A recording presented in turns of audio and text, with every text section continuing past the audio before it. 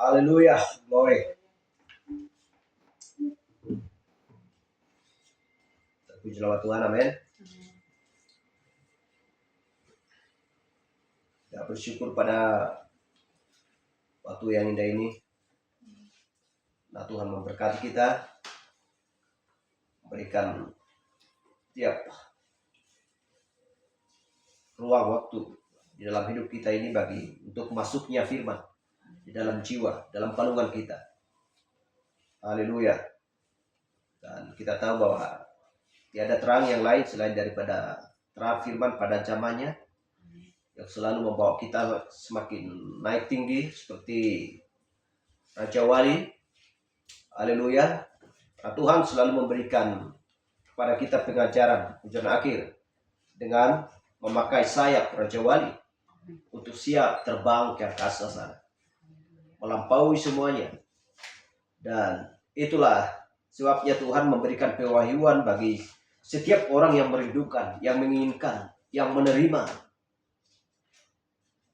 untuk supaya benar-benar dapat melihat, sehingga benar-benar pikirannya terbuka untuk melihat zaman apa yang sedang kita hidupi di zaman ini. Karena tidak ada lagi namanya akhir zaman, ya, di zaman yang sudah lampau atau zaman pertengahan. Tetapi ini adalah zaman akhir zaman, zaman Laodikia. Karena kitab tidak bisa dibantah dan tidak bisa ditafsir-tafsir dan tidak bisa dipindah-pindahkan kepada zaman-zaman yang lain. Karena Tuhan sudah tentukan sebagaimana tentang perjalanan ketujuh zaman gereja dan juga meterai.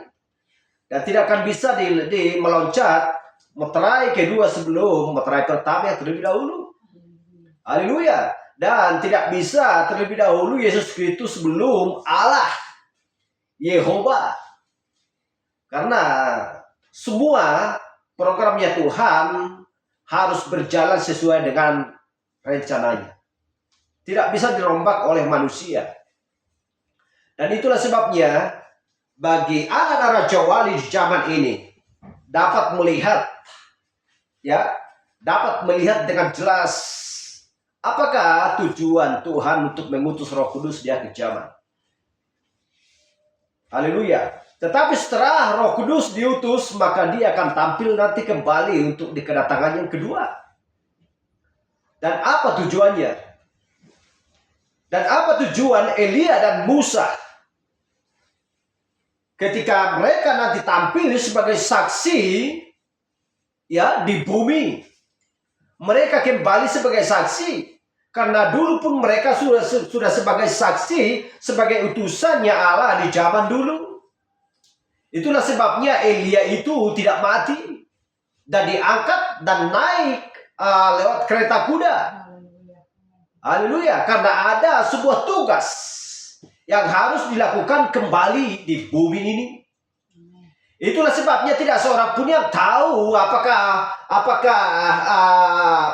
apakah mayat, ya, atau tulang-tulangnya Musa terdapat di suatu tempat atau di atas gunung sana. Tidak ada seorang pun yang menemukan itu. Haleluya. Ada sebuah tujuan. Itulah rencana Tuhan. Kalau orang memikirkan itu di dalam hatinya, di dalam pikirannya, berarti setiap firman dari kitab Kejadian sampai Wahyu adalah indah, sempurna adanya. Tetapi manusia di zaman ini kadang-kadang tidak pernah lagi akan memikirkan hal-hal itu. Kenapa? Ada jawabannya yang sangat simpel. Bila mereka melakukan itu sampai akhirnya tidak peduli akan Alkitab dan kebenaran firman pada zamannya, berarti Tuhan tidak menentukan mereka untuk melakukan sebuah tugas atau firman pada zamannya. Itulah sebabnya kita bersyukur, berterima kasih kepada Tuhan. Bukan karena kita selalu membaca, bukan karena kita selalu berdoa, bernyanyi, bukan itu. Tetapi kalau kita sudah tentukan sebagai mempelai wanita yang setia kepada Kristus, Gak peduli dari bangsa mana, gak peduli dari negara mana.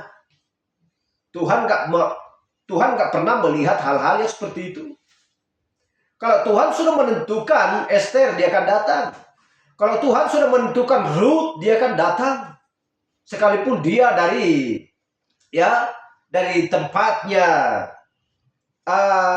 di mana mereka dulu penyembah yang tidak pasti kepada Tuhan.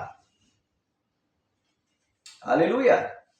Dan Tuhan tidak akan memilih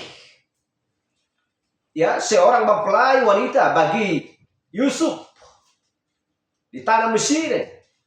Tetapi Tuhan sudah menentukan untuk supaya melahirkan Manase dan Efraim. Tuhan sudah tentukan semuanya. Dan Yakub pun tidak akan memberkati di luar daripada Efraim dan Manase. Haleluya. Dia tidak akan menumpangkan tangannya ke atas mereka. Tetapi karena Tuhan sudah memberkati, sudah memilih sebelum dasar dunia ada, maka firman Tuhan akan digenapi. Di luar daripada firman itu tidak akan, itu bukan pekerjaannya Tuhan. Haleluya. Itulah sebabnya kita harus benar-benar memahami dan mau selalu membolak-balikkan juga di dalam hati dan pikiran kita apa rencana Tuhan bagi kita di akhir zaman ini. Dan kita melihat kita jelas tertera di dalam Alkitab bahwa berbicara tentang mempelai wanita pilihannya Tuhan di akhir zaman sebagai seorang gadis-gadis yang bijaksana, bukan gadis-gadis yang bodoh. Haleluya. Dan ini adalah zaman gereja Laodikia. Dan tepat pada waktu ini yang kita bahas adalah zaman gereja Laodikia.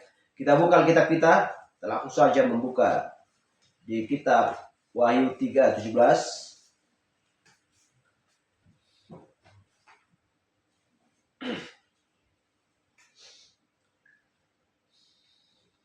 Kadang-kadang berbicara tentang zaman gereja Laodikia ini, banyak orang yang tidak mengerti. Tetapi kita mempelai wanita di akhir zaman, kita sudah mengerti sebenarnya ini. Tetapi biar semakin matang. Karena bagaimanapun juga harus matang. Bagaimanapun juga tidak bisa mentah untuk dituai. Harus menjadi matang. Itulah sebabnya Tuhan katakan, alangkah baiknya engkau dingin atau panas. Wahyu 3:17. Karena engkau berkata, aku kaya dan aku telah memperkayakan diriku dan aku tidak kekurangan apa-apa. Dan karena engkau tidak tahu bahwa engkau melarat dan malang, miskin, buta, dan telanjang. Ini berbicara tentang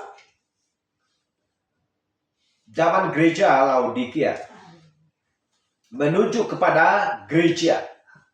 Kalau berbicara tentang gereja, berarti ini adalah sebuah peringatan untuk supaya kembali, untuk supaya kembali dari dalam kegelapan berpindah ke dalam terang. Itu yang dimaksudkan. Karena sudah diingatkan dan Tuhan sudah tahu bahwa mereka adalah memperkaya diri dan mengatakan bahwa mereka tidak kekurangan apa-apa. Dan karena engkau tidak tahu bahwa engkau melarat, sudah melarat, malang lagi, sudah malang, miskin lagi, sudah miskin, buta lagi, yang lebihnya lagi dikatakan telanjang. Haleluya. Dan memalukan. Artinya telanjang adalah memalukan.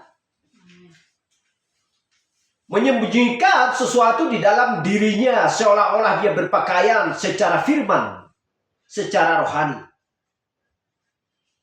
Aku tahu seperti orang Farisi dan Saduki. Aku tahu hafal masalah hukum Taurat. Aku bisa luar kepala. Aku melakukan semuanya ini. Padahal mereka ya buta dan tidak mengerti sama sekali akan firman Tuhan. Itu yang dimaksudkan. Jadi berarti dengan kata lain, bukan karena berdoa semalam-malaman, bukan karena bernyanyi, bukan karena berpakaian indah, bukan karena banyak kolekte, bukan karena banyak perpuluhan dan lain sebagainya, bukan itu. Yang dilihat Tuhan adalah hati. Yang dilihat Tuhan adalah tindakan. Apakah tindakan itu sebenarnya? Ya udah, lakukan saja firman Tuhan. Dengarkan, ya, terima dan lakukan firman Tuhan pada zamannya, supaya engkau tidak dihanyutkan oleh air bah. Air bah itu apa? Di zamannya Nuh. Tetapi air bah di zaman kita, di kedatangan Yesus Kristus yang kedua adalah api yang menghancurkan dunia ini menjadi puing-puing. Itu yang dimaksudkan. Kita baca Wahyu 3:21. Barang siapa menang, ia akan kududukan bersama-sama dengan aku di atas tahtaku, sebagaimana aku pun telah menang dan duduk bersama-sama dengan Bapakku di atas tahtanya. Mari kita berdoa. Terima kasih Tuhan Yesus, kami bersyukur Tuhan pada waktu yang indah ini. Dan Engkau sudah memberikan makanan rohani pada musimnya, pada zaman ini Tuhan. Dan kami tahu Tuhan bahwa inilah makanan yang bisa menghidupkan jiwa kami di akhir zaman. Dan sebagaimana Tuhan, makanan yang Kau hidangkan, yang Kau sediakan Tuhan bagi orang-orang Israel di zaman dulu, di mana mereka tidak bisa menyimpan makanan itu Tuhan, untuk supaya tidak membusuk, untuk supaya membusuk Tuhan, tetapi Engkau menghidangkan makanan yang segar pada musimnya.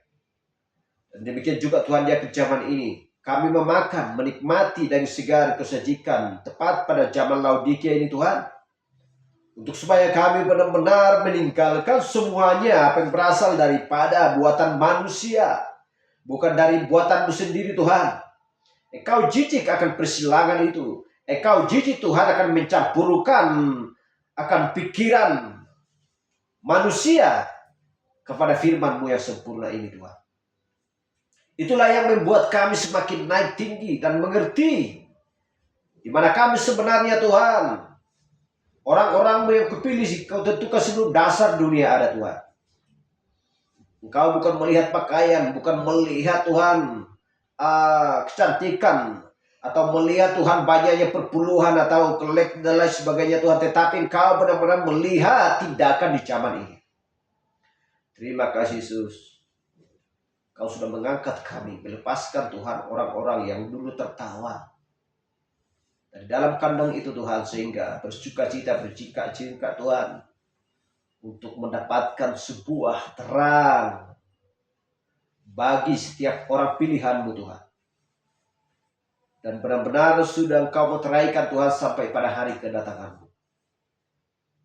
Kami kita percaya Tuhan bahwa mempelai wanita-Mu yang sedang berjuang di zaman ini Tuhan, memperjuangkan Tuhan akan kebenaran firman-Mu, di mana Engkau mengutus seorang nabi Tuhan, Elia di akhir zaman ini, untuk membawakan sebuah pesan bagi setiap jiwa Tuhan yang merindukan Engkau keselamatan pada zaman ini Tuhan. Terima kasih Yesus. Kami tahu sudah berjeri jelalah Tuhan, dan tidak kadang-kadang dia meminta kepada Tuhan, biarlah aku mati, karena nabi-nabi-Mu sudah dibunuh, seperti yang dikatakan oleh Elia. Tetapi Tuhan, demikianlah orang-orang yang Kau tentukan, yang Kau pilih. Dari zaman dulu sampai ke zaman ini Tuhan, siap menderita oleh karena mempertahankan kebenaran-Mu. Karena kami tahu Tuhan bukan ribuan tahun, bukan jutaan tahun, tetapi benar-benar memiliki hidup yang kekal bersama-sama dengan Engkau di dalam kekekalan itu. Dan bersuka cita, bukan seperti dari zaman dulu sampai zaman ini orang-orang yang tidak mengerti dan tidak mau menerima firman-Mu, Mereka hanya mau mengalami Tuhan, kesenangan-kesenangan yang tidak memilih Tuhan ketentuan hidupnya. Mereka Tuhan hanya sementara saja di muka bumi ini. Tapi Engkau memberikan sukacita di balik Tuhan, yaitu kesakitan, seperti sakit bersalin, penderitaan. Di balik semuanya Tuhan ada sukacita. Terima kasih Tuhan. Engkau memberkati Tuhan setiap orang yang merindukan akan firman-Mu di zaman ini. Terima kasih Yesus. Kami lanjutkan Tuhan pembacaan kami. Kami akan percaya bahwa Roh Kudus-Mu akan mengurapi setiap telinga kami dan mengurapi setiap kepala kami Tuhan. Dan mohonkan Tuhan doa kami di dalam nama Yesus Kristus. Haleluya. Amin. Silakan dulu.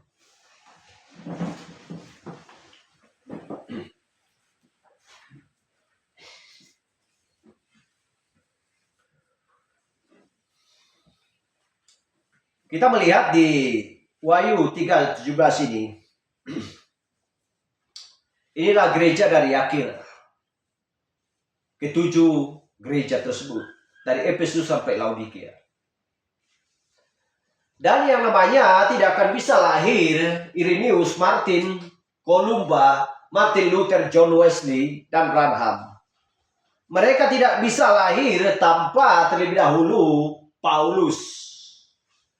Pauluslah seorang utusan bagi zaman-zaman gereja yang terdahulu. Membawakan sebuah pesan bagi bangsa kafir.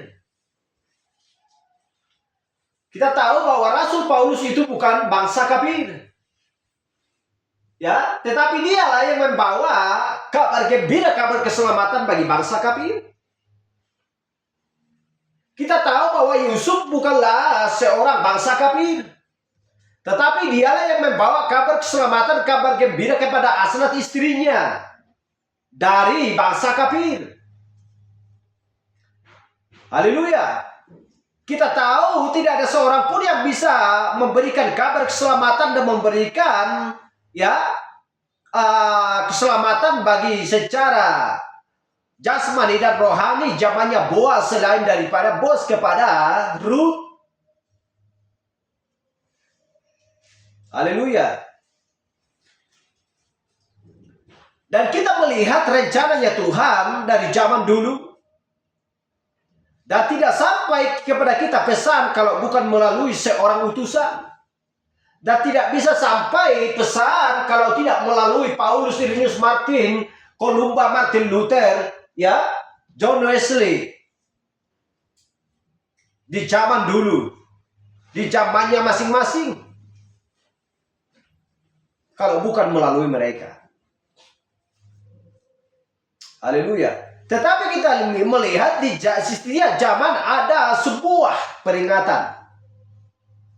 Mengingatkan kembali. Itulah selalu berbicara sama seperti zamannya Nuh. Sama seperti zamannya Lot. Ada sebuah peringatan. Berhati-hatilah. Waspadalah. Berjaga-jagalah. Seriuslah. Sungguh-sungguhlah melakukan firman pada zamannya. Haleluya. Karena dikatakan di Wahyu 3:17, karena engkau berkata aku kaya, dan aku telah memperkayakan diriku, bukan engkau. Itu yang dimaksudkan. Orang sombong nggak seperti itu. Karena tidak ada seorang pun di muka bumi yang bisa menciptakan selain daripada Tuhan. Tetapi di zaman ini sudah merajalela dari zaman dulu, bahkan dari zaman-zaman gereja sudah merajalela bahwa orang-orang katakan menciptakan. Tidak ada seorang pun di bumi yang bisa menciptakan suatu benda atau apapun itu.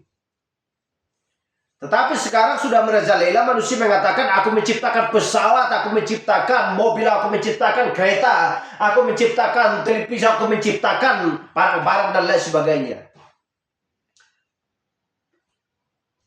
Dan mereka tidak tahu apakah arti menciptakan. Kalau arti menciptakan, jadilah langit dan bumi. Maka itu jadi. Allah menciptakan ya matahari, maka matahari jadi. Allah menciptakan ikan, maka ikan jadi. Allah menciptakan binatang, maka binatang jadi. Itulah kata arti menciptakan. Siapa yang dapat menciptakan suatu benda di zaman ini? Gak ada seorang pun. Tetapi ya, mereka tidak mengerti apakah arti menciptakan. Haleluya. Karena Tuhan membangun manusia untuk supaya memiliki tubuh seperti yang kita miliki ini. Bagaimana cara Allah untuk membangun manusia itu? Apa arti membangun? Karena materialnya sudah ada. Itulah sebabnya Allah mengucapkan ya di kitab Kejadian, aku membangun manusia dari debu dan tanah. Di Kejadian 2. Tetapi kita lihat di Kejadian 1 bahwa Allah menciptakan manusia serupa segambar dengan Allah. Itulah roh, manusia roh.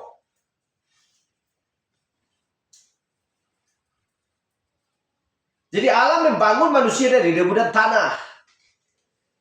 Allah membentuk manusia dari debu dan tanah. Membentuk bukan berarti menciptakan. Menciptakan bukan berarti membentuk. Jadi kalau manusia di zaman ini ya tinggal membangun karena materialnya sudah disediakan Tuhan bagi keperluan manusia. Jadi tidak ada kata cipta. Haleluya. Tetapi untuk supaya istimewa didengar oleh orang-orang, timbullah di dalam pikirannya menciptakan pesawat. Gak ada seorang pun di muka bumi yang bisa menciptakan pesawat. Tetapi kalau ada seorang manusia yang bisa menciptakan, jadilah pesawat, maka pesawat jadi, itu namanya menciptakan. Sedangkan Tuhan saja tidak berani mengucapkan kata menciptakan kalau sudah ya ada materialnya. Itulah sebabnya Tuhan membangun manusia dari debu dan tanah. Karena Tuhan sudah menyediakan materialnya. Bukan mencipta. Tetapi mulanya Allah menciptakan manusia itu serupa segambar dengan Allah karena manusia itu adalah manusia roh. Karena Allah adalah roh. Haleluya. Jadi manusia membuat manusia bingung. Dan manusia pun juga percaya. Tetapi mempelai wanita tidak akan terimakan hal itu. Haleluya. Glory. Karena manusia tidak bisa disamakan dengan Allah. Hanya Allah yang bisa menciptakan. Tetapi di mana-mana pun itu sudah merajalela. Di zaman ini. Mereka tidak dapat mengerti akan hal itu. Karena mereka mengatakan ahli hukum. Ya, ahli undang-undang. Ahli konstitusi. Padahal mereka tidak mengerti akan hal itu. Haleluya. Dan bahkan pun di zaman ini tidak mengerti apakah zaman Laodikia sudah berakhir atau belum. Kalau mengerti mereka akan zaman Laodikia, gereja yang ketujuh, maka mereka akan diam di sana. Dan mengakui bahwa inilah zaman Laodikia. Kalau mereka mengakui zaman Laodikia, maka mereka akan menerima utusan pada zaman Laodikia. Pada gereja Laodikia. Apakah terima? Hanya kita yang terima. Haleluya.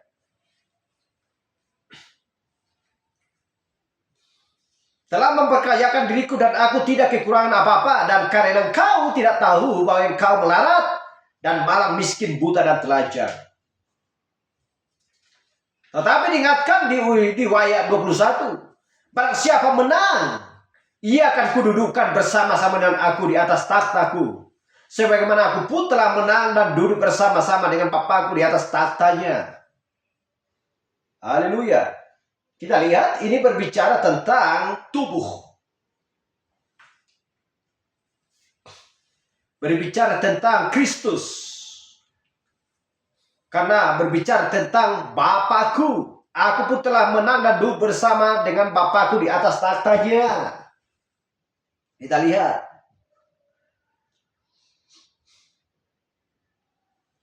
Karena tugas Yesus pun belum selesai. Dia akan datang kedua kalinya lagi nanti.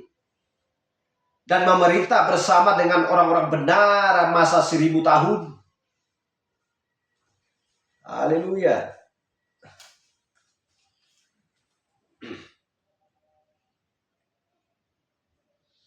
Jadi upah bagi mereka yang menang di zaman ini adalah akan duduk di tahta bersama-sama dengan Tuhan.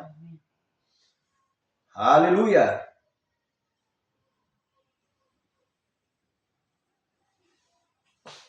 Jadi banyak, ya, bukan banyak, tetapi mayoritas orang-orang tidak mengerti akan zaman Laodikia ini. Karena utusan zaman yang pertama, siapakah itu sebenarnya? Paulus. Bagi Efesus, ya, Smyrna, Irenaeus, Pergamus, ya, Martin, Tiatira, Kolumba, Sardis, Luther, Philadelphia, ya, Wesley. Dan Laodikia ini adalah malaikat yang ketujuh. Dan menggambarkan ada ketujuh bintang. Kalau orang percaya kepada ketujuh bintang bagi utusan zaman gereja, maka mereka, siapakah mereka ini? Di zaman manakah ini? Apakah ini zaman Laodikia sudah berakhir? Kalau ini sudah berakhir, zaman Laodikia berarti akan ada jemaat yang ke-8. Haleluya. Dan Tuhan tidak mau menuliskan di luar daripada Alkitab. Semua sampai akhir zaman, sampai kedatangan Kristus yang kedua, semua dituliskan dalam Alkitab. Untuk supaya orang-orang mengerti dan tahu apa yang harus mereka lakukan. Supaya tidak ada tuntutan bagi Tuhan. Kalau Tuhan tidak menuliskan dari kitab Kejadian sampai Wahyu, ya, menuju kepada zaman gereja di zaman ini, maka akan ada sebuah tuntutan bagi Tuhan. Tuhan kan gak kasih tahu apa yang harus kami lakukan. Jadi Tuhan tidak mau menghakimi, ya. Tuhan tidak mau menghakimi siapapun kalau tidak terlebih dahulu membuat sebuah jalan keselamatan bagi mereka. Itu bukan Tuhan namanya. Haleluya.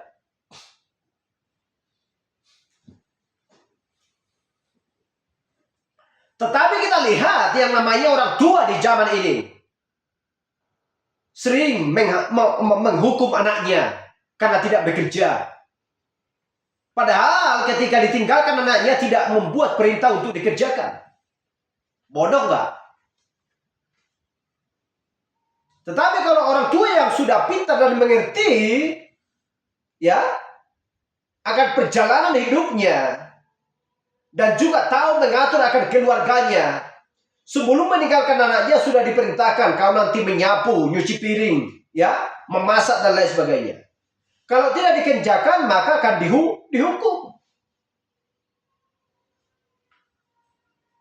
Jadi kalau seorang, ya, yang namanya ayah atau ibu, orang tua yang menghukum anaknya tanpa diperintah terlebih dahulu melakukan sebuah tugas, maka itu adalah bukan orang tua namanya. Masa dihukum anaknya, ya, tanpa diberikan sebuah pekerjaan untuk dia lakukan. Haleluya.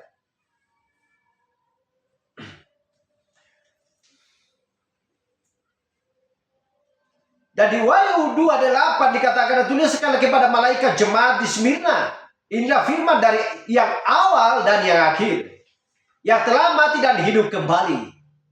Itu adalah Yesus Kristus. Kenapa dikatakan yang awal dan yang akhir?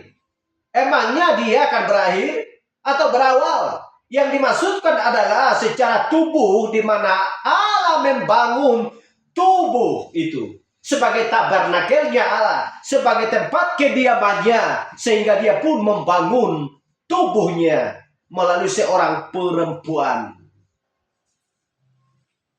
Haleluya. Jadi nggak perlu kok begitu. Kenapa Allah itu harus bertabernakel? Kenapa Allah itu harus membangun tubuh manusia, yaitu Yesus Kristus? Kalau orang bertanya-tanya lagi akan hal itu, berarti dia tidak mengerti akan firman Tuhan. Sedikit pun tidak. Tetapi kalau kita yang sudah memiliki pewahyuan, pengertian akan firman pada zaman ini, terima kasih Tuhan, Engkau telah menggenapi firman-Mu. Engkau harus menjadi daging, sesuai dengan Yohanes 1 ayat 1 dan 14, hanya untuk menebus kesalahan dan dosa-dosa. Haleluya. Kami tidak manusia dan tidak berarti di muka bumi kalau tanpa Engkau Tuhan.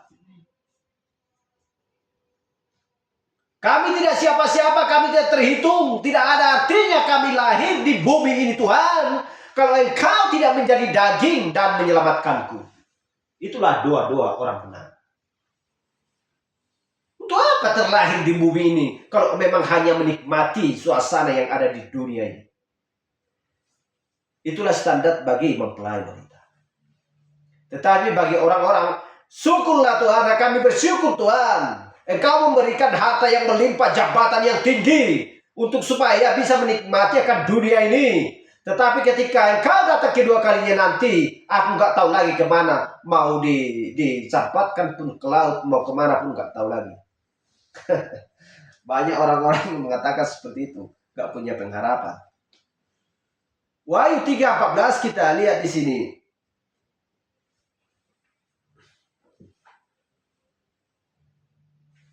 Dan tuliskanlah kepada malaikat jemaat di Laodikia, inilah firman dari Amin, saksi yang setia dan benar, permulaan dari ciptaan Allah. Wahyu 2:8 tadi, firman dari yang awal dan yang akhir, yang telah mati dan hidup kembali. Dan Wahyu 3:14 dikatakan saksi yang setia dan benar, permulaan dari ciptaan Allah. Siapakah permulaan dari ciptaan Allah? Adalah Yesus Kristus, yang memiliki tubuh, yang memiliki darah, yang memiliki air di dalam tubuhnya, makan, minum, tidur, dan lain sebagainya. Permulaan dari ciptaan Allah.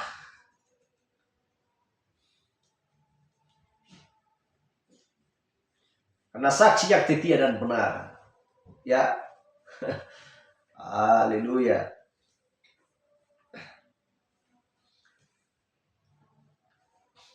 Jadi malaikat gereja Laodikia ini mengakhirinya. Akan tapi di akhir dari zaman ini, seperti mereka yang lainnya, zaman-zaman gereja yang lainnya.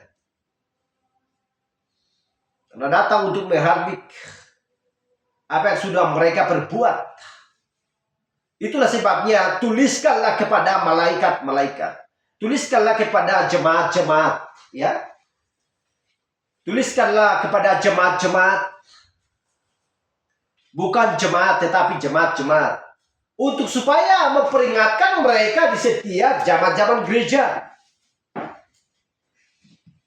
Harus ada peringatan untuk supaya dipulihkan mereka kembali. Pemulihan, apakah pemulihan? Ada lewat perbuatan. Tuhan mau memulihkan setiap manusia, tetapi manusia itu tidak mau dipulihkan. Tetapi datang Tuhan untuk memulihkan bagi orang-orang yang mau dipulihkan. Haleluya. Jadi masing-masing diperuntukkan bagi malaikat di akhir dari zamannya. Seperti zamannya Paulus, sampai kepada zamannya Laodikia. Sebagai utusan di situ pada zaman ini adalah William Branham. Siapakah dia? Lihat di Alkitab. Bagaimanakah ciri-ciri seorang nabi? Lihat di Alkitab. Apakah dia membangkitkan orang mati? Lihat di Alkitab, lihat penyaksian. Apa yang dilakukan? Apakah dia bisa menyembuhkan orang sakit, ribuan orang sakit? Mau buta, mau lahir, mau kanker, mau tumor, mau apapun itu. Semua disembuhkan. Apakah ciri-ciri seorang nabi? Bisakah mengetahui isi hati orang? Baca firman. Baca apa yang dia lakukan. Semua orang ya menyaksikan pada zamannya apa yang dia lakukan. Tetapi secara berlarut, secara berangsur-angsur hilang dari dalam pikiran orang. Untuk menggenapkan Matius 22:14, supaya karena banyak terpanggil, sedikit yang terpilih. Selalu hal ke situ. Lihat zamannya Yesus, ribuan orang yang mengikuti. Tetapi akhir ketika dia menyampaikan pesan, membacakan firman, tinggal 12 orang. Haleluya. Dari ribuan orang mengakui dia. Ketika melakukan mujizat, memberikan ribuan orang makan. Sampai lebih 12 bakul. Ya. Orang beriring-iringan. Berdesak-desakan. Glory. Anak Daud. Diberkatilah dia. Tetapi ketika firman, semua orang berpaling dari dia. Bagaimana dengan utusan di zaman-zaman gereja ini? Ketika mengucapkan firman, orang-orang berpaling, kembali lagi berorganisasi. Melakukan kehendak mereka sendiri, tanpa melakukan kehendak Tuhan. Mereka memperkayakan diri mereka, padahal mereka miskin. Buta, telanjang, melarat, ya, dan tidak mengetahui. Haleluya. Maleakhi 1 ayat Maleakhi 4 ayat 1 sampai 6 kita baca di sini. Bahwa sesungguhnya hari itu datang menyala seperti perapian, maka semua orang gegabah dan setiap orang yang berbuat fasik menjadi seperti jerami dan akan terbakar oleh hari yang datang itu. Hari yang akan datang itu, firman Tuhan semesta alam sampai tidak ditinggalkannya akar dan cabang mereka. Akar dan cabang tidak akan ditinggalkan. Ya, banyak orang yang tidak mengerti akan hal ini, tetapi banyak juga yang bersandar kepada pengertiannya sendiri. Berarti ini perlu dibakar ini. Tanaman yang tidak menghasilkan buah, udah dicabut dan dibakar. Ini yang dimaksudkan. Sehingga orang-orang pun yang tidak mengerti berlomba untuk mencabut kopi atau apapun itu yang tidak berbuah, dicabut sampai akar-akarnya lalu dibakar. Dia pikir tanaman atau tumbuh-tumbuhan atau pohon. Ini berbicara tentang manusia. Tetapi kami yang takut akan namaku, bagimu akan terbit surya kebenaran dengan kesembuhan pada sayapnya. Haleluya. Kesembuhan pada sayapnya. Kita sudah mengerti apakah arti sayap? Kalau sayap sudah terluka, maka dia tidak akan bisa terbang. Haleluya, amin. Haleluya. Kalau orang sudah membaca ini dan mengerti, berarti sayap ini adalah zaman Raja Wali yang memiliki sayap. Tetapi kalau sayapnya terkoyak dan terluka, maka dia tidak akan bisa terbang. Kamu akan keluar dan berjingkrak-jingkrak seperti anak lembu lepas kandang. Kamu akan menginjak-injak orang-orang fasik. Di Maleakhi 4 ayat 3 sudah diperingatkan bahwa orang-orang benar, orang-orang percaya akan bersama-sama dengan Yesus nanti di kedatangan yang kedua untuk memerintah selama 1000 tahun di bumi. Bukan di surga, tetapi di bumi. Kamu akan menginjak-injak orang-orang fasik sebab mereka akan menjadi abu di bawah telapak kakimu.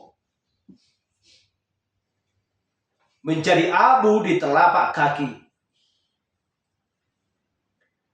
Haleluya. Kita lihat ini. Berbicara tentang jerami tadi yang akan dibakar. Kalau sudah dibakar berarti akan diinjak-injak lagi. Pada hari yang kusiapkan itu. Tuhan sudah menyiapkan ini. Bukan di zamannya kita lihat. Bukan di zamannya Paulus, Irenaeus, Martin, Kolumba, Martin Luther, John Wesley. Tetapi di akhir zaman nanti inilah zaman gereja yang terakhir. Zaman Laodikia. Bukan gereja ke-8. Tetapi yang ke-7. Kalau ada gereja yang ke-8, berarti ya bintang itu akan 8. Kaki ke-7 kaki dian itu bukan berarti 7 akan 8. Ke-8 kaki dian itu. Ya. Ke-8 kaki dian. Tetapi apakah ada tertulis ke-8 kaki dian? Tidak ada. Ke-7 kaki dian. Berarti kalau ke-7 kaki dian, ke-7 bintang, berarti ke-7 utusan, bukan 8 gereja, bukan 8 utusan, bukan 8 bintang. Tetapi orang-orang di zaman yang mengakui dirinya Kristen, ya, mereka tidak mengakui bahwa inilah zaman Laodikia. Tidak mengakui ke-7 bintang, ke-7 utusan. Kalau ditanya, kalau memang ini adalah zaman Laodikia, ke-7 bintang itu siapa sebenarnya? Mereka tidak akan mengerti. Ya, tentu tidak mengerti karena mereka tidak menerima. Haleluya, kasih pel.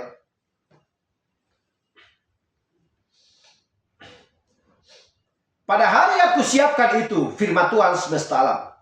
Ingatlah kepada Taurat yang telah kuperintahkan kepada Musa, hambaku di gunung Horeb, untuk disampaikan kepada seluruh Israel, yakni ketetapan-ketetapan dan hukum-hukum. Ingatlah Musa. Bukankah Tuhan memerintahkan Musa membawa 10 titah tersebut?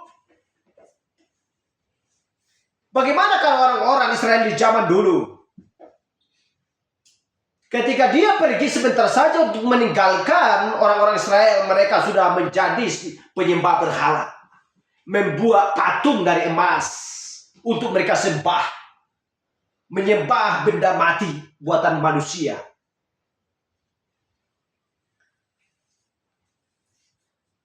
Haleluya. Kalau dipikir-pikirkan, masa manusia yang hidup ya menyembah benda mati yang tidak hidup? Goblok enggak? Orang yang hidup menyembah benda mati yang tidak dapat berbicara, tidak dapat bergerak. Kalau tidak dapat berbicara dan tidak dapat bergerak, berarti tidak bisa berbuat apa-apa. Apa untungnya? Apa hasilnya? Selain daripada pekerjaan yang sia-sia. Selain daripada membuat Allah cemburu. Selain daripada melukai hati Allah. Manusia saja bercampur antara anak-anak Tuhan dan anak-anak manusia. Di zamannya Nuh, Allah sudah murka. Masih antara orang yang hidup dan kepada orang yang hidup. Apalagi orang yang hidup menyembah benda mati yang tidak bernyawa. Murka enggak?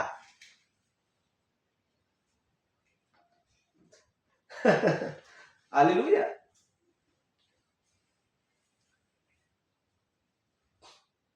Tetapi karena perilaku dan perbuatannya Kain jahat, karena dia berasal dari si jahat, itulah membuat Allah murka. Haleluya. Apalagi kepada benda mati.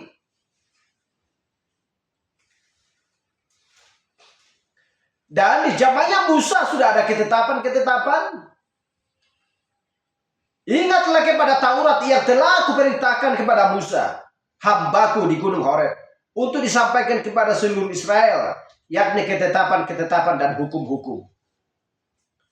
Sesungguhnya aku akan mengutus Nabi Elia kepadamu menjelang datangnya hari Tuhan yang besar dan dahsyat itu. Maleakhi 4 ayat 5. Siapakah sebenarnya Elia ini? Menjelang, kalau sudah dikatakan menjelang, berarti sudah hampir tiba saatnya.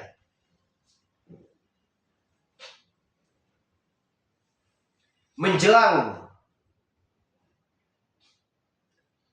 Yang mengingatkan, ya, yang mengingatkan, menunjuk, memperingatkan dari Maleakhi 4 ayat 5 kepada perjanjian baru. Sudah diingatkan. Haleluya. Sesungguhnya aku akan mengutus Nabi Elia kepadamu menjelang datangnya hari Tuhan. Kapan hari Tuhan ini? Yang besar dan dahsyat itu. Tidak lain adalah kedatangannya Kristus yang kedua. Itulah hari Tuhan yang besar dan dahsyat itu. Siapakah Elia ini sebenarnya? Inilah sebagai utusan bagi akhir zaman. Malaikat yang ketujuh untuk membawakan pesan keselamatan bagi orang yang takut akan Tuhan. Haleluya. Maka ia akan membuat hati bapak-bapak berbalik kepada anak-anaknya. Dan hati anak-anaknya kepada bapak-bapaknya. Supaya jangan aku datang memukul bumi sehingga musnah. Sudah diperingatkan, sudah diingatkan. Tetapi orang-orang tidak mau diingatkan. Dan selalu menghiraukan, ya, jalan keselamatan mereka. Berbicara tentang Laodikia. Haleluya. Karena zaman Laodikia adalah zaman yang suam-suam kuku. Dan tidak dingin dan tidak panas. Tetapi Tuhan memperingatkan. Untuk supaya beranjak dari situ. Untuk supaya tidak menjadi suam-suam kuku. Seperti membuat segelas susu. Ya. Kalau dibuat suam-suam kuku dan tidak dingin dan tidak panas, makan perut pun akan menjadi mulas, menjadi sakit. Tetapi kalau panas, nikmat rasanya. Bagaimana kalau dingin, diminum aja pun mentah nggak apa-apa. Ya. Tetapi jangan menjadi suam-suam kuku. Haleluya. Jadi sekarang malaikat yang di zaman ini, siapakah dia? Malaikat yang ketujuh. Orang tidak akan dapat mengerti dan tidak memahami dan tidak tahu dan tidak mengenal siapa dia kalau tidak menerima pesan terlebih dahulu. Haleluya. Di luar, di Bahtera Nuh, tidak akan mereka tahu dan tidak mengerti, ya, apa tujuan Bahtera itu. Tetapi kalau mereka sudah menerima, ya, mendengar, dan mau bertindak, maka mereka pun akan ikut bekerja untuk membangun Bahtera. Dan mereka pun tahu dan pasti akan datang penghakiman akan dunia. Dan apa tujuannya? Manusia yang goblok, ya, tetapi Tuhan tidak pernah mengikat janji. Itu aja kuncinya. Haleluya.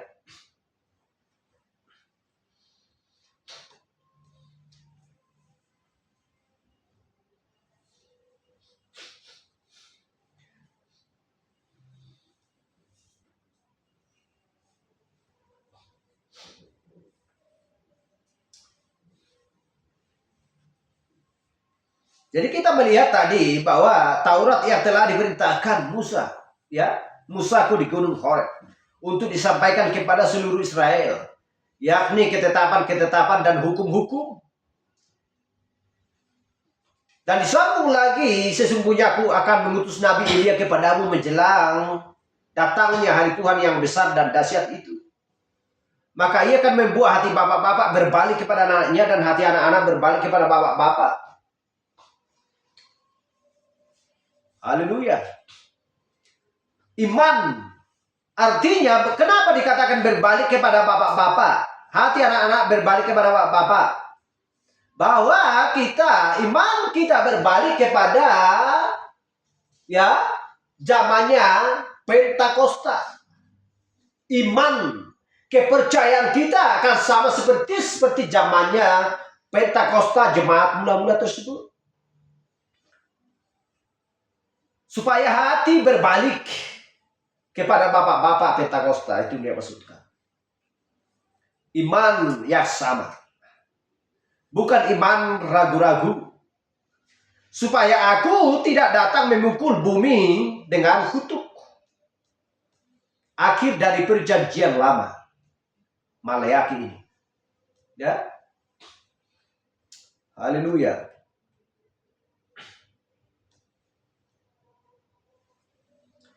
Dan Maleakhi 4 ayat 5 ini. Dan kita lihat di Matius 17 ayat 9. Pada waktu mereka turun dari gunung itu, Yesus berpesan kepada mereka. Ada sebuah pesan. Berbicara tentang pesan, berarti ada kabar keselamatan. Ada sebuah kabar, peringatan.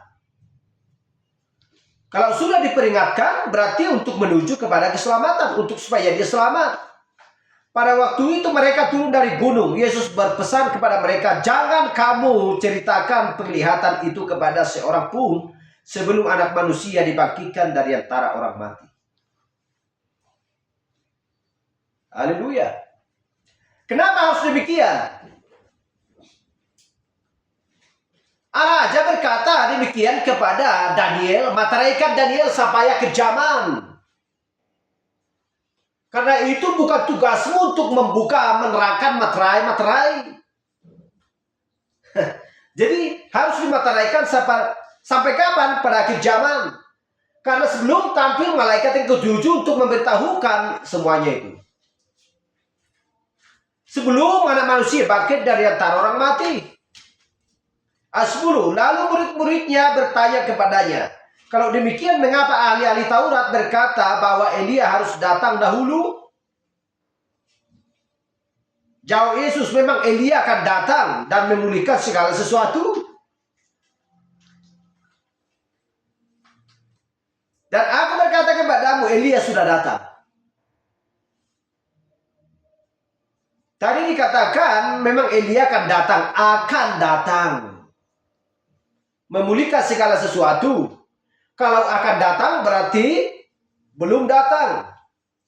Tetapi dikatakan Yesus lagi. Dan aku berkata kepadamu, Elia sudah datang. Tadi belum datang. Sekarang sudah datang. Kalau orang sudah mempunyai pewahyuan, mereka akan tangkap dan mengerti. Oh, berarti kami sudah tahu. Itu namanya Yohanes Pembaptis. Haleluya. Kan yang namanya si Yohanes Pembaptis kan bukan Elia. Dan aku berkata kepadamu, Elia sudah datang, tetapi orang tidak mengenal dia dan memperlakukannya menurut kehendak mereka. Demikian juga Anak Manusia akan menderita oleh mereka. Pada waktu itu mengertilah murid-murid Yesus bahwa yang berbicara tentang Yohanes Pembaptis. Haleluya. Mengertilah mereka. Dari mana mereka mengerti sebenarnya? Karena itu berbicara tentang Elia, bukan Yohanes. Karena Yohanes itu namanya bukan Elia. Tetapi roh Elia akan datang kepada Yohanes. Mengurapi Yohanes. Melakukan sebuah tugas. Karena mereka sudah mengerti siapa yang dikatakan oleh Yesus. Makanya dikatakan, dan aku berkata kepadamu Elia sudah datang. Tetapi orang-orang tidak mengenal dia. Siapa yang tidak mengenal dia? Ya orang-orang yang tidak mengenal Yohanes. Orang dia kok di padang gurun berlama-lama. Dia makan, dia tidak bertani seperti orang-orang. Dia tidak bernelayan seperti Petrus menjala ikan. Dia hanya di padang gurun. Dia besar di padang gurun. Haleluya. Dia hanya makan belalang dan madu di padang gurun sana. Dan memperlakukan menurut kehendak mereka. Ya benar. Demikian juga anak manusia akan menderita oleh mereka. Pada waktu itu mengertilah murid-murid Yesus bahwa ia bicara tentang Yohanes Pembaptis. Kita lihat. Apakah Yohanes tahu menulis, tahu membaca? Apakah ada sekolahnya? Dia tidak ada sekolahnya. Dia sama seperti Elia. Elia yang dari Tisbe. Tidak tahu menulis, tidak tahu membaca. Tetapi kalau Tuhan sudah memerintahkan kepada adanya untuk menulis, ya gampang aja menulis. Gak perlu belajar. Gak perlu seorang guru. Itulah utusan di zaman untuk membawakan kabar keselamatan. Haleluya. Kalau di zaman ini, orang kalau tidak tahu membaca, tidak tahu menulis, itu bukan orang pintar namanya di hadapan Tuhan. Orang bodoh. Karena harus butuh membaca dan menulis. Haleluya.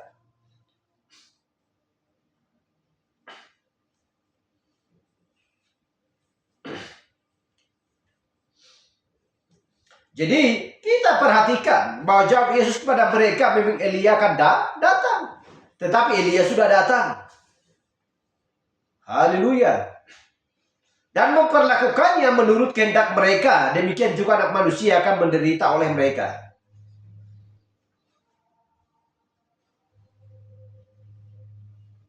Maleakhi 4 ayat 5. Apakah orang-orang mengerti siapakah Elia akhir zaman? Orang-orang tidak mengerti.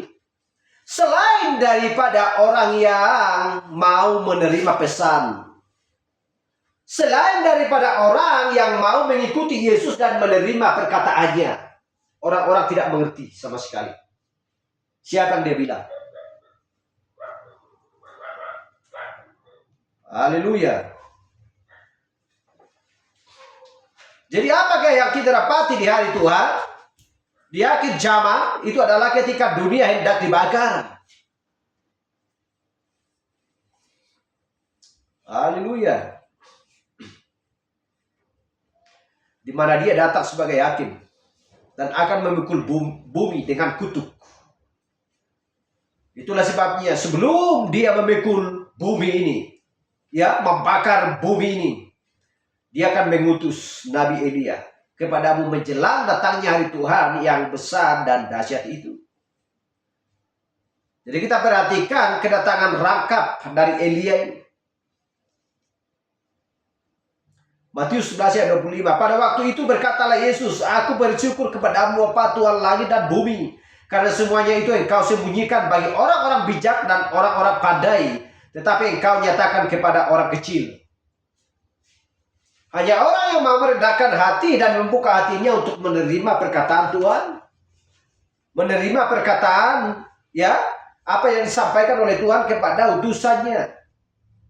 Sehingga Allah pun menyembunyikan bagi orang-orang yang bijak, orang-orang yang pandai, orang yang mengatakan dirinya memperkayakan dirinya sendiri, padahal buta, telanjang, miskin.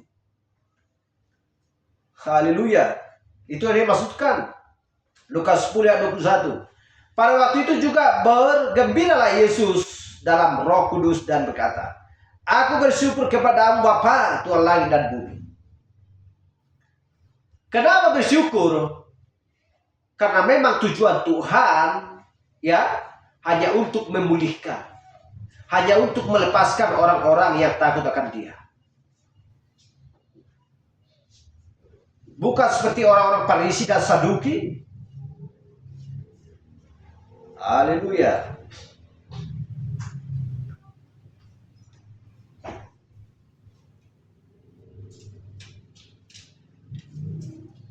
Lukas 1 ayat 14. Engkau akan bersukacita dan bergembira Bahkan banyak orang yang bersuka cita atas kelahirannya itu. Ayat 15. Sebab ia akan besar di hadapan Tuhan dan ia tidak akan minum anggur atau minuman keras, dan ia akan penuh dengan Roh Kudus mulai dari rahim ibunya.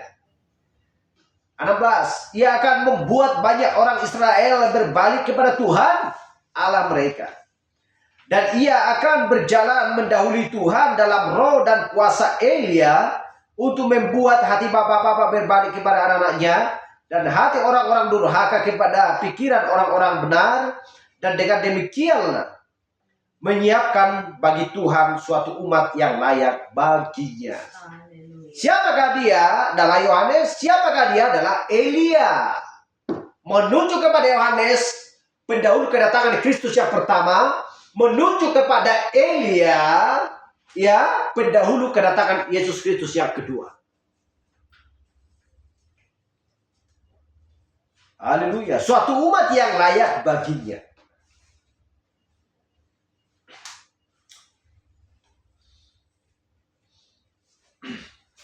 Haleluya.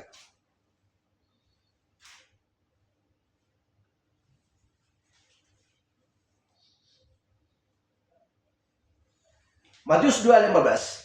Dan tinggal di sana hingga Herodes mati. Hal itu terjadi supaya genaplah yang difirmankan Tuhan oleh Nabi. Dan Mesir kupanggil anakku. Dari Mesir kupanggil anakku. Berbicara tentang anak dipanggil dari Mesir adalah Israel. Bukan kafir, tetapi Israel. Berbicara tentang anak adalah orang-orang Israel, anak-anaknya Tuhan. Kita dari bangsa kafir adalah mempelai wanita Kristus. Haleluya.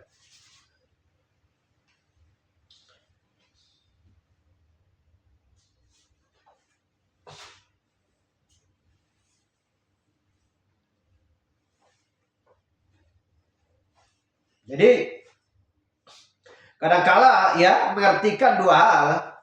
Ia akan mengatakan satu hal seperti yang di Matius dikatakan, dari Mesir aku sudah memanggil anakku. Haleluya, ya. Dari Mesir aku sudah memanggil anakku. Dan kemudian jika kita menelusuri referensi anak, ya, yang dimaksudkan bukan Yesus, ya, tetapi Israel. Tetapi itu memiliki makna rangkap dari sebuah pengertian yang lebih besar. Karena berbicara tentang kedatangan Yesus. Ketika dulu ia memanggil Israel keluar dari Mesir.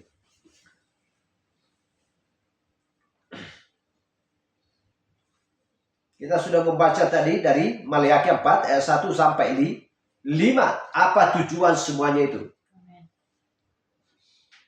Karena kedatangan Elia ada sebanyak 5 kali. Yang pertama adalah kita sudah paham, sudah hafal itu. Yang pertama adalah Elia dari Tisbe. Roh Elia datang kepada Elisa. Yang ketiga adalah Yohanes Pembaptis, pendahulu kedatangan Kristus kedua. Yang keempat adalah Elia kejaman, pendahulu kedatangan Kristus yang terakhir, yang kedua, ya. Dan juga yang kelima adalah Elia akan turun dengan Musa sebagai saksi di muka bumi, sebagai saksi bagi 144.000. Udah luar kepala kita di situ. Amen.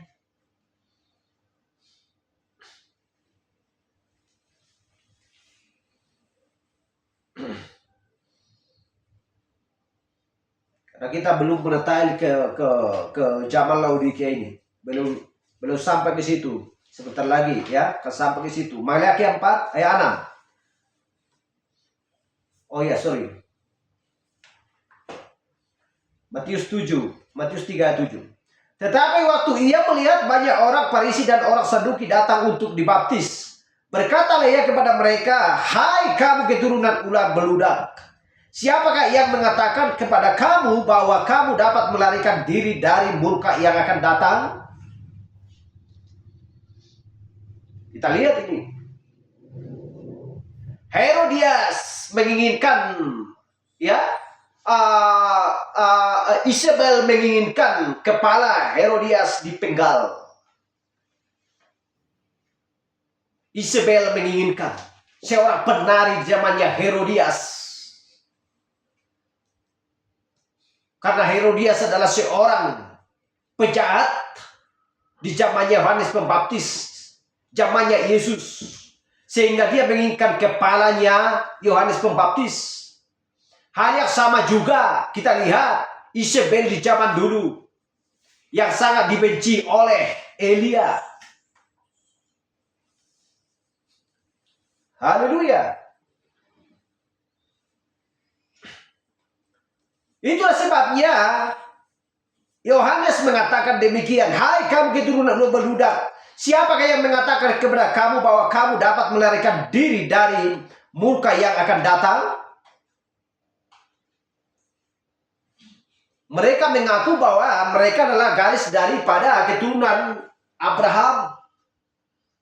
Padahal perbuatan mereka enggak sesuai dengan perbuatannya Abraham.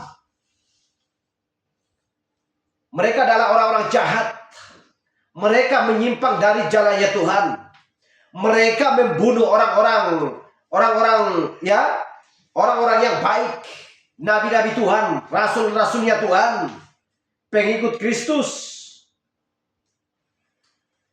Itulah sebabnya di Matius di ayat 8, jadi hasilkanlah buah yang sesuai dengan pertobatan. Jangan engkau sampai mengucapkan aku adalah keturunan dari Abraham. Padahal hasil buah yang kau perbuat adalah menjijikkan di mata Tuhan. Tidak sesuai dengan pertobatanmu. Dan janganlah mengira bahwa kamu dapat berkata dalam hatimu Abraham adalah bapa kami. Karena aku berkata kepadamu, Allah dapat menjadikan anak-anak bagi Abraham dari batu-batu ini. Kita lihat. Jadi hasilkanlah buah-buah yang sesuai dengan pertobatan dan janganlah berpikir dalam hatimu Abraham adalah bapa kami. Jadi tidak boleh hanya mengatakan. Tindakan adalah satu-satunya, buah adalah satu-satunya. Haleluya. Itulah sebabnya maka ia akan membuat hati bapak-bapak berbalik kepada anak-anak. Dan hati anak-anak berbalik kepada bapak-bapak. Jadi ketika Yohanes dulu datang sebagai Elia yang membuat hati orang-orang Israel, hati anak-anak yang pada waktu itu menerima pesannya, hati bapak-bapak kepada anak-anaknya. Tetapi ketika ia datang, kali ini ia akan membuat hati gereja berbalik kepada bapak-bapak Pentakosta. Itu adalah sebaliknya di situ. Haleluya.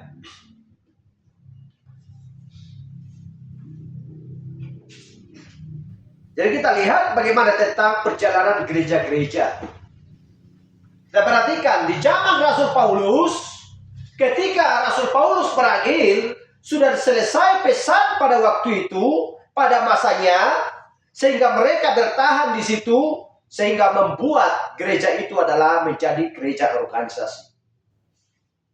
Setelah Tuhan melihat bahwa itu sudah buruk adanya, dibuatlah seorang utusan untuk supaya dipulihkan kembali apa yang sudah hilang, apa yang sudah tinggal, ya, dipulihkan kembali dengan mengutus seorang utusan di zamannya gereja Smyrna dengan utusan pada waktu itu adalah Irenaeus. Berorganisasi lagi setelah Irenaeus mati, kembali lagi ke Martin. Berorganisasi lagi di zamannya Martin, kembali lagi ke Kolumba. Ya, diorganisasikan lagi, datang lagi Martin Luther muncul sebagai utusan zamannya Sardis. Demikian juga zaman Philadelphia. Sehingga John Wesley utusan pada waktu itu. Seperti itulah perjalanan itu zaman gereja. Jadi Tuhan tidak berhenti pada zaman Philadelphia. Tidak akan berhenti di sana. Selalu mau buat seorang utusan di zamannya Laodikia. Haleluya. Kalau kita sudah melihat perjalanan ketujuan gereja, kita akan melihat perjanjian lama. Apakah di zamannya Nuh Tuhan berhenti dan segala pekerjaannya? Tidak. Sekalipun manusia hanya tinggal 8 orang, selalu Tuhan membuat pekerjaannya berlanjut sampai kedatangan Dia yang kedua kalinya. Selalu bekerja terus. Kita bayangkan hanya 8 orang tinggal manusia di muka bumi. Ini gak terhitung banyaknya orang. Apakah Tuhan berhenti? Tidak.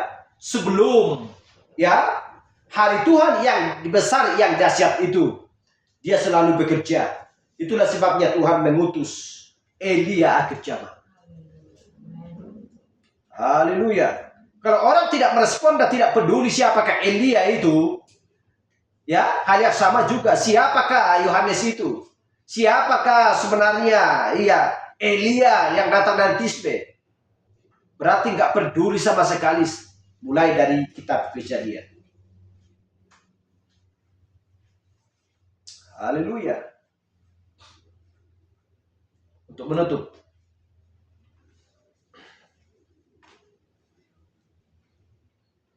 Maleakhi 4 ayat 2. Tetapi kamu yang takut akan namaku, bagimu akan terbit surya kebenaran.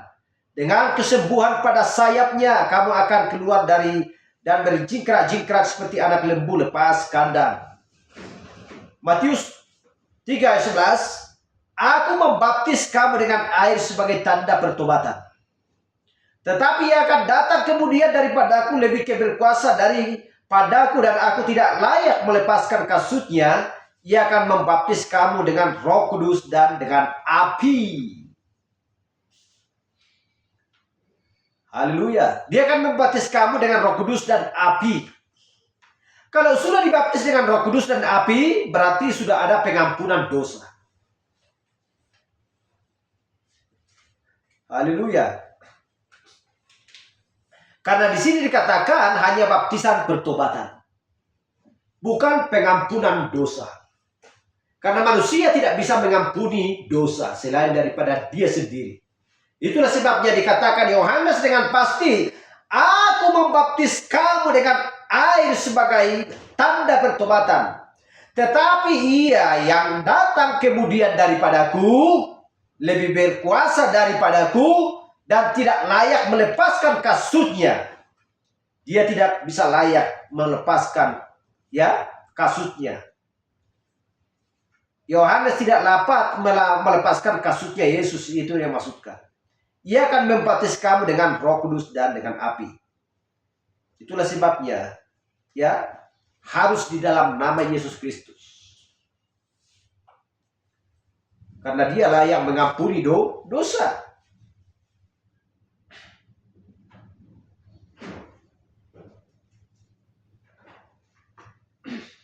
Haleluya. Jadi kalau orang tidak memahami ini,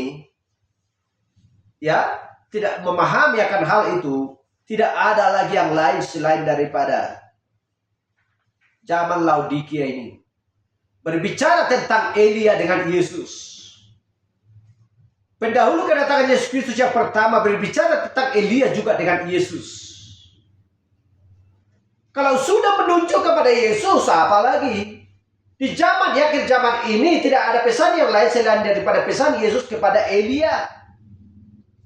Kamu akan dibaptis dengan Roh Kudus dan api. Gak ada lagi di luar itu.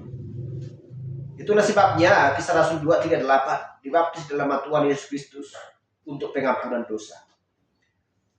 Haleluya.